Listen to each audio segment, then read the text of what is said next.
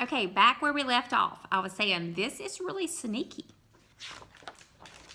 Har, har. Now, I can't speak this language, but this is the one from Norway. Then the other dinosaur made a loud noise that sounded like a big evil laugh, but was probably just a polite Norwegian expression. The three dinosaurs went someplace else and were definitely not hiding in the woods waiting for an unsuspecting kid to come by. And look, they're sneaking out. Okay, and so this is Mo Willems using his sarcasm here. Yes, they are.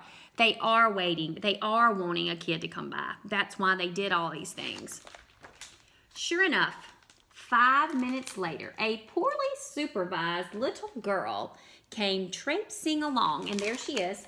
There's Goldilocks, traipsing along, not even paying attention. And the dinosaurs, you can see them peeking out of the woods. And you can even see a sign. It says 0.2 miles to trap. And they crossed it out and put to a very nice place. Now, she should have been paying attention. And then, of course, it says getting closer. Let's read this page. Just then, the forest boomed with what could have been a dinosaur yelling, "Gotcha!" But I'm pretty sure it was just the wind. The loud noise was immediately followed by another loud noise that sounded kind of like, "Be patient, Papa Dinosaur. The trap is not yet sprung." But that could have been a rock falling or a squirrel.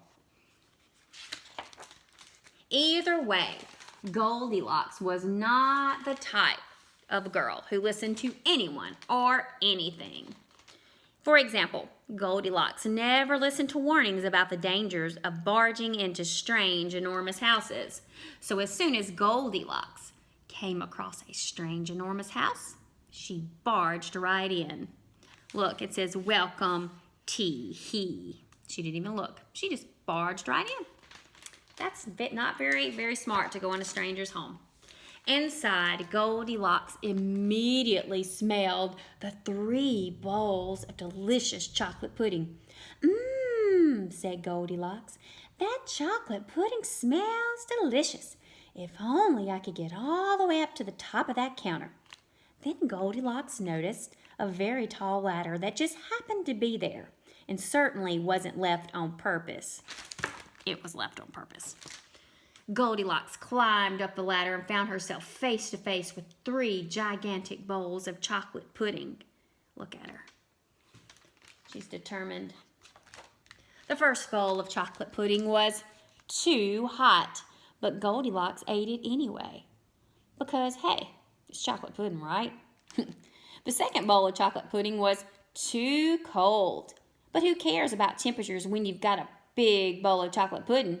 Not her. And y'all notice Papa Dinosaur, Mama Dinosaur. That's what those initials stand for. And we remember them making his hot and hers cold. And, of course, the one from Norway should be just right.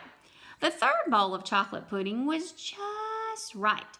But Goldilocks was on such a roll by now she hardly noticed. Oh, my goodness. She's eaten all that pudding. She is filled with chocolate. That must be what they wanted her to be. Okay, so once again, we have, if we were contrasting the story, we would say, first of all, not pudding. First of all, it's pudding and not porridge.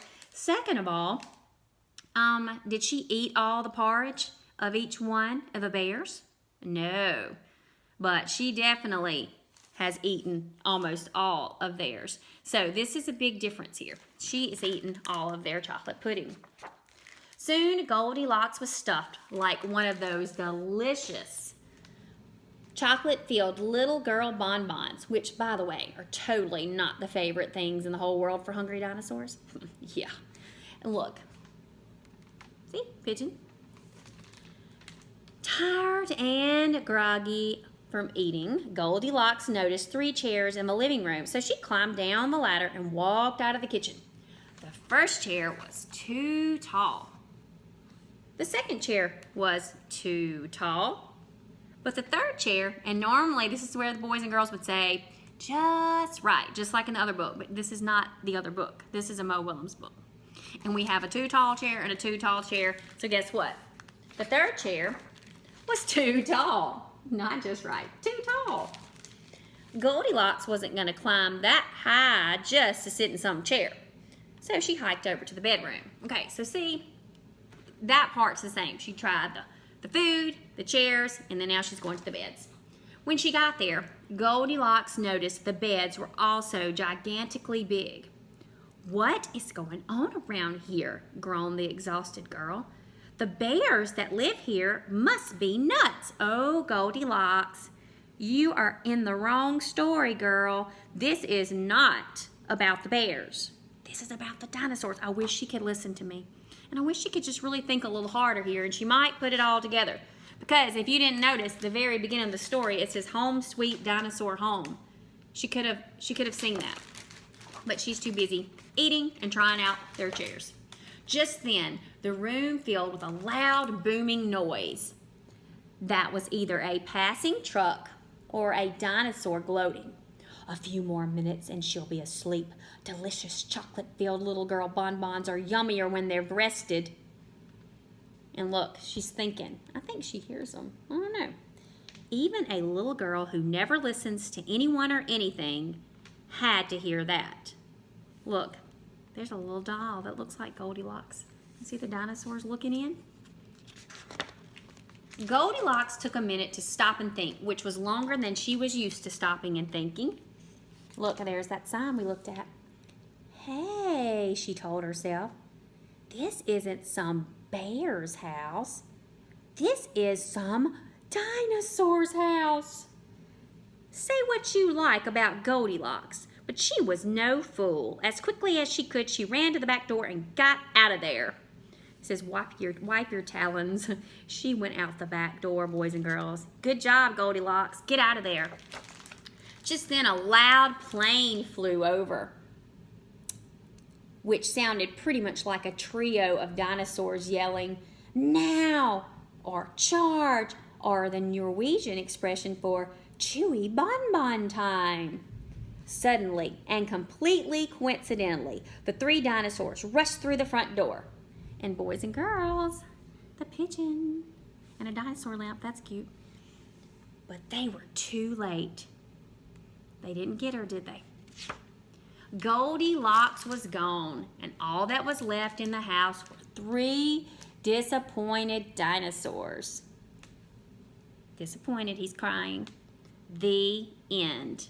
It's not over. Always look at every page, especially in a Mo Willems book. And the moral is, the moral's like the lesson, if you ever find yourself in the wrong story, leave. Look, she's leaving that story. She's going back in the story she's supposed to be in with the three bears. Isn't that cute? And there's something else. And the moral for the dinosaurs is, lock the back door. If they would have locked that door, they would be eating a delicious chocolate-filled little girl. But they didn't, so they had to learn their lesson. Once again, at the very back, here are more titles, and I just want to tell you, every one of these are different. So even the ones on the front are different from the back, like Goldilocks and the three bus drivers, Goldilocks and the three termites, Goldilocks and the three hippies, Goldilocks and the three meatballs. And look, he circled Goldilocks and the three bears. But hey, you might write one of these one day. Oh, boys and girls, Mo Willems, so creative, so fun.